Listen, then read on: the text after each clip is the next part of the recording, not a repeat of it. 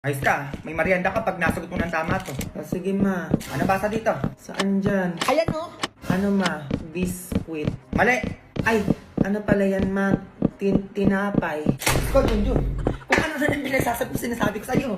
Ay, ito, Junjun, sa madali tayo. Plus. Pagpa-plus tayo, sinasabi ko sa'yo, umayos ka, ha? Sige ma, plus. Kaya ko yan. 1 plus 1, 2. Tama! Ayan, ganyan, Junjun. Ganyan ang sagutan. O, ano pang plus, ma? O, ito. May dalawa kang saging. Dalawa. O, dalawa na, di ba? Binigyan kita ngayon ng 3 saging. O, magiging ilan na yung saging mo ngayon? 8. Ay, Diyos ko, Junjun. Nasa kamay mo na, Diyos ko, hindi mo pa sinabi. Iniba mo pa. Ay, 7 na saging ma. Ulit-ulit tayo, Junjun. Sabi ko sa'yo. Sige na sweetheart, maupo ka na doon. Ako na magtuturo dyan. Ang isagot mo, 5. O, tatanungin ulit kita.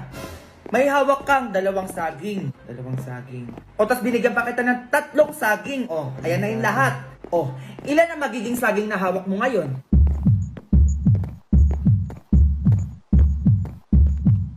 Isa. Sinabi ko na yung sagot. Nanood ako TV. Yun na pag-aralan na natin kahapon yan. Bakit nakalimutan mo pa din? O, ito last na tanong. Sinasabi ko sa'yo. Sige ma.